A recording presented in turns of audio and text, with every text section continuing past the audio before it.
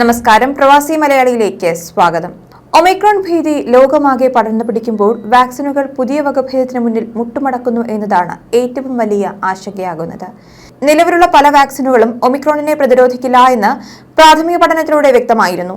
ഈ സാഹചര്യത്തിൽ പുതിയ വാക്സിൻ ഒമിക്രോണിനെ പ്രതിരോധിക്കാനായി വികസിപ്പിച്ചെടുക്കാനുള്ള ശ്രമവും നടക്കുന്നുണ്ട്.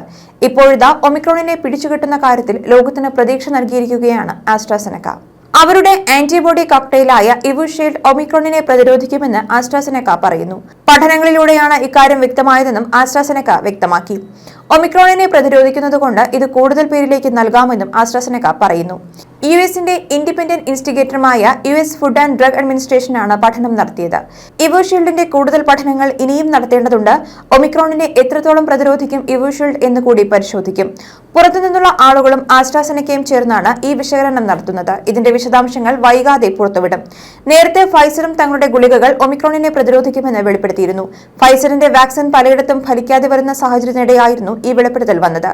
2250 പേരിൽ നടത്തിയ പരിശോധനയിൽ ഒമിക്രോണിനെ പ്രതിരോധിക്കുമെന്ന ഫലമാണ് ലഭിച്ചതെന്ന് ഫൈസർ പറഞ്ഞിരുന്നു.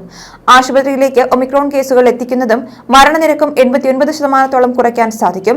ഹൈറിസ്ക് വിഭാഗത്തിലുള്ളവർക്ക് കോവിഡ് ബാധിച്ച ശേഷം ഇത് നൽകാമെന്നും ഫൈസർ പറയുന്നു. നിർണായക പരീക്ഷണത്തിൽ വിജയിച്ചതായും ഒമിക്രോൺ ഭീതി ഇല്ലാതാക്കാൻ ഈ മരുന്നിന് സാധിക്കുമെന്നും ഫൈസർ വ്യക്തമാക്കി. വൈകാതെ തന്നെ ഫൈസറിൽ ഫുഡ് ആൻഡ് ഡ്രഗ് അഡ്മിനിസ്ട്രേഷൻ ഇതിന് അനുമതി നൽകും.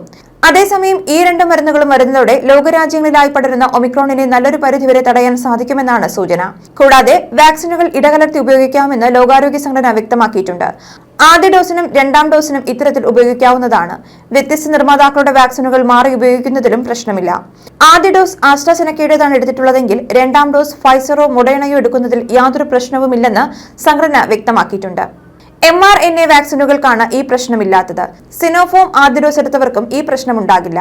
ബൂസ്റ്റർ ഷോട്ടുകൾ ഇപ്പോൾ പ്രാധാന്യം അർഹിക്കുന്നവയല്ല. എല്ലാവർക്കും വാക്സിൻ നൽകി അതിന്റെ പ്രതിരോധശേഷി കുറഞ്ഞു വരികയാണെങ്കിൽ മാത്രമാണ് ബൂസ്റ്റർ ഡോസുകളുടെ ആവശ്യമുള്ളതെന്ന് ലോകാരോഗ്യ സംഘടന വ്യക്തമാക്കിയിട്ടുണ്ട്.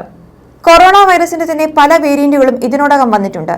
എന്നാൽ അതിനൊന്നും ഉയർത്താൻ കഴിയാത്തത്ര ഭീഷണിയാണ് ഒമിക്രോൺ മൂലമുള്ളതെന്ന് ലോകാരോഗ്യ സംഘടന പറയുന്നു. പല വേരിയന്റുകളും പടരുന്നതിനേക്കാൾ വേഗത്തിലാണ് ഒമിക്രോൺ പടരുന്നതെന്നും ലോകാരോഗ്യ സംഘടന പറഞ്ഞു. നിലവിൽ ഡെൽറ്റ വേരിയന്റ് ആണ് ഏറ്റവും വേഗത്തിൽ പടരുന്നത്. എന്നാൽ അതിതീവ്ര വ്യാപന ശേഷിയാണ് ഒമിക്രോണിനുള്ളതെന്ന് ഇതോടെ ഉറപ്പിക്കുകയാണ്. 77 രാജ്യങ്ങളിലാണ് ഇതുവരെ ഒമിക്രോൺ സാന്നിധ്യം സ്ഥിരീകരിച്ചിരിക്കുന്നതെന്ന് ലോകാരോഗ്യ സംഘടന director general Tedros Adhanom Ghebreyesus പറഞ്ഞു. ഒമിക്രോൺ യഥാർത്ഥത്തിൽ ലോകത്ത് എല്ലായിടത്തും പടർന്നു കഴിഞ്ഞു. അതിന്റെ സാന്നിധ്യം സ്ഥിരീകരിക്കപ്പെട്ടിട്ടില്ല എന്ന് മാത്രമാണ് പലയിടത്തുമുള്ളത്. എന്നാൽ പല രാജ്യങ്ങളിലും ഇവ എത്തിയിരിക്കാനുള്ള സാധ്യത വളരെ കൂടുതലാണ്. മുൻപുള്ള വേരിയന്റുകളൊന്നും ഉണ്ടാക്കാത്ത തരത്തിലുള്ള വ്യാപനമാണ് ഒമിക്രോണിനെ തുടർന്നുണ്ടായിരിക്കുന്നത്. കൃത്യമായ മുൻകരുതലുകളോടെ ഈ വകഭേദത്തെ ലോകരാജ്യങ്ങൾ നിയന്ത്രിക്കേണ്ടതുണ്ട്. വാക്സിൻ നൽകിയതുകൊണ്ട് മാത്രം ഒരു രാജ്യവും ഒമിക്രോൺ ഭീഷണിയിൽ നിന്ന് പുറത്തു കടക്കില്ല എന്നും ഗബ്രിയേസസ് വ്യക്തമാക്കി.